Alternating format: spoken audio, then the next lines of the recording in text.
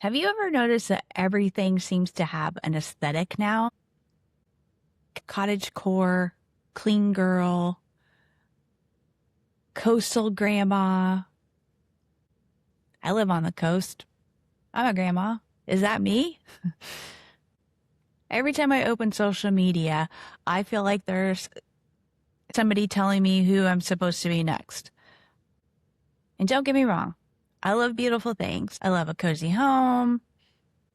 I love great style. I love seeing creative people express themselves. Inspiration isn't the problem.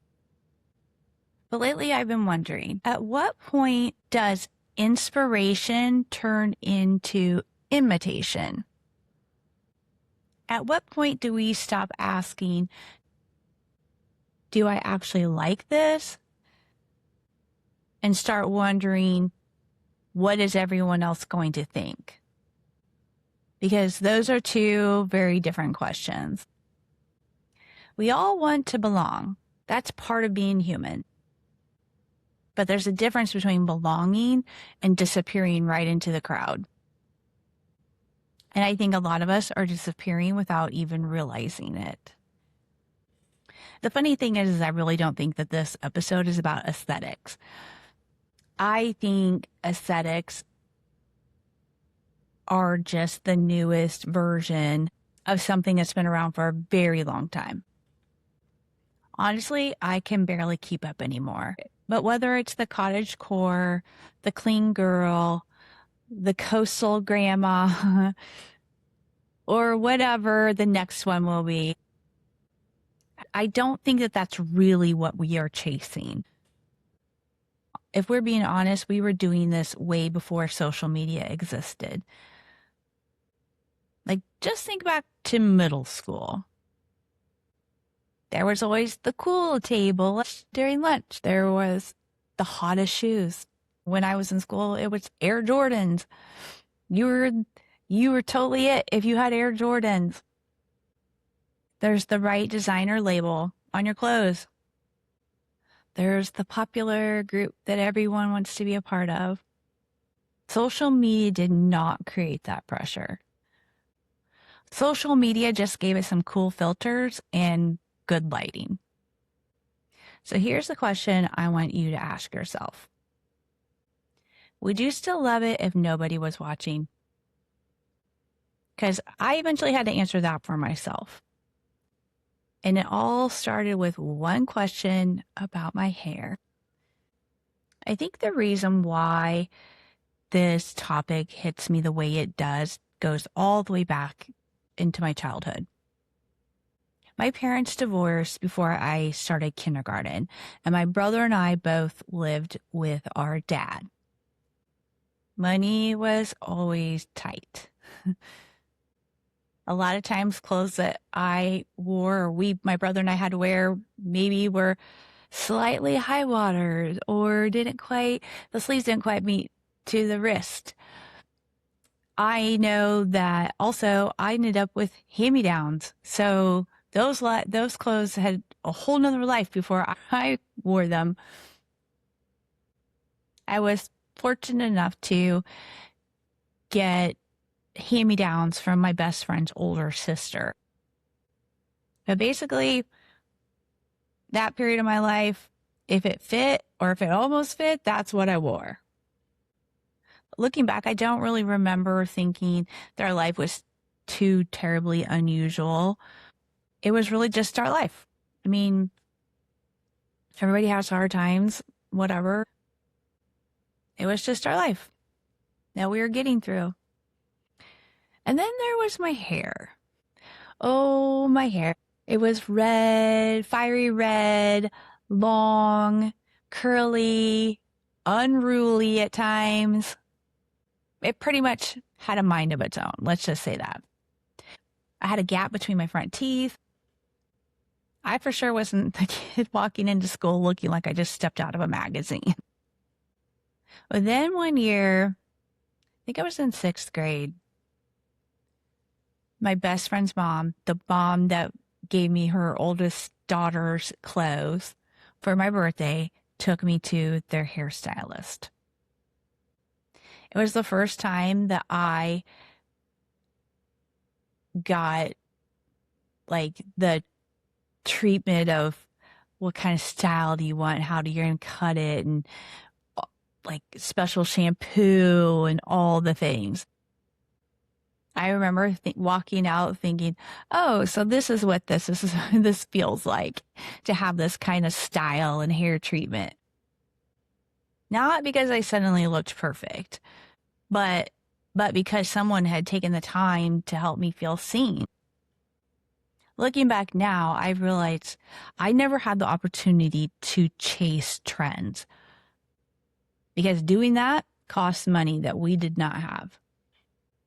So while other kids were getting to figure out and experience what was cool, I wasn't trying to make a fashion statement. I was just trying to get dressed in some decent clothes that fit and get to school on time. And somewhere along the way, something unexpected happened. Because I wasn't trying to constantly keep up with everyone else, I slowly started figuring out what I actually liked. Not what was popular, not what everyone else was wearing, just what felt like me. Even today, if you look around my house or look into my closet, you'll notice that I naturally gravitate towards things that are simple, cozy, practical. For sure, practical. I have lots of clothes that just seem to be timeless items, and I'll keep them for years. And that'll happen because life just kind of nudged me in that direction, which is why the comment about my hair caught me so off guard. Are you really going to wear your hair like that? He meant my natural hair, my curls. And I know it probably sounded like a throwaway comment to him, but to me, it touched something much deeper. I'd spent years making peace being the girl who had hair that didn't cooperate, whose clothes weren't the newest, whose smile wasn't perfect. Over time, though, those things became a part of me. Not because I chose them, because I learned to love them anyway. Then that one sentence made me question all of it. For a while after that, I straightened my hair more often. Not because I no longer liked my curls, but because I let someone else's opinion be louder than my own, which then made me self-conscious about my natural curly hair. That's how subtle this pressure can be. It doesn't usually show up shouting. It creeps in as a whisper. I already knew which ones were mine and which ones were just noise. I didn't choose to develop my own style. Life chose that for me. And honestly, I'm grateful that it did, because by the time that I had the freedom to buy whatever I wanted, I already knew the difference between something that genuinely felt like me and something I only wanted because everybody else seemed to. At the time, it didn't really feel like a gift. Now I realize it absolutely was. I enjoy not being just like everyone else, not blending in with everyone else. But here's the part that I wish more people understood. Every time we edit ourselves to fit someone else's expectations, we move just a little bit further away from who we truly are. Maybe it's by the clothes we wear. Maybe it's how we do our hair. Maybe it's pretending to like things that we really don't like. Or maybe it's just becoming a version of ourselves that in order to get more approval, seeking validation from others, outside validation. At first, those little edits don't seem like a big deal, but over time, they add up. Have you ever looked back and realized you don't even remember when it started? There wasn't one big decision. There were 100 little ones. One day you wake up and you realize you've spent so much time and energy trying to become someone everyone else likes that you've lost touch with the person you were before all the editing started.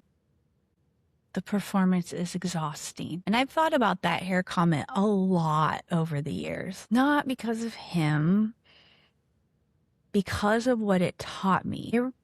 It taught me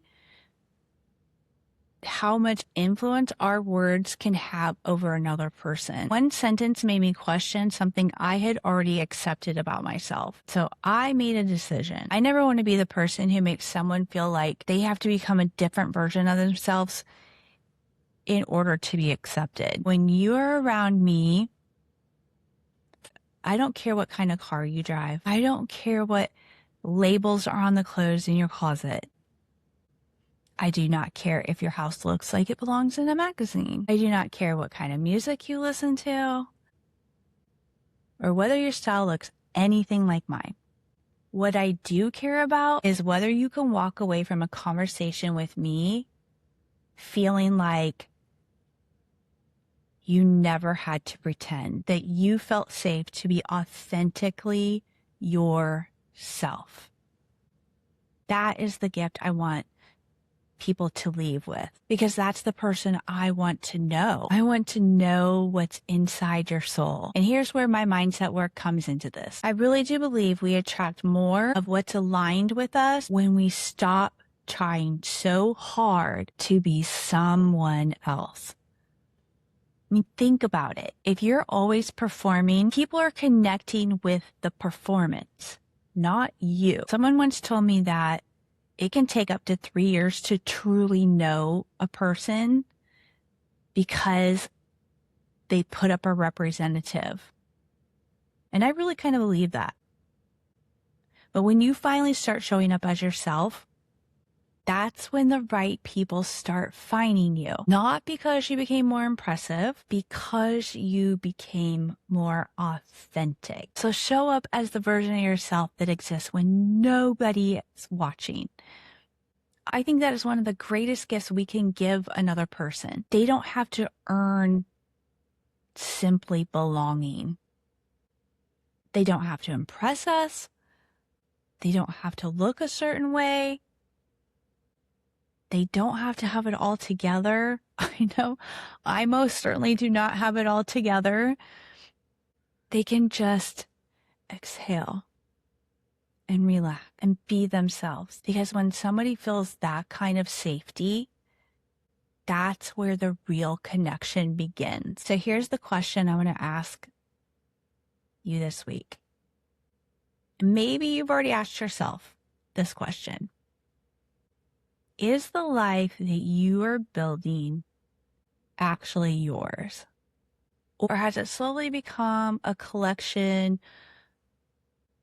of things that you thought you were supposed to want? Because sometimes those things can look almost identical. The person following every trend and the person confidently walking their own path. They can look exactly the same from the outside, but only one of them is actually free. The difference isn't what they're wearing or what they're driving or what their Instagram aesthetic feed looks like. The difference is this. One person is creating a life that truly reflects who they are. The other one is creating a life that gets approval. Those aren't always the same life. Being authentic is a very different kind of life.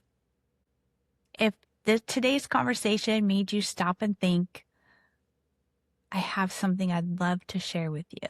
I put together a free visualization guide that I think you will really enjoy. This is the process that I personally use myself when I need to kind of shut everything out in the world, the noise and the chatter of the world, and really hear my own mind of what I really want in life, and then putting it a step further and being able to see it in my mind and get excited about it.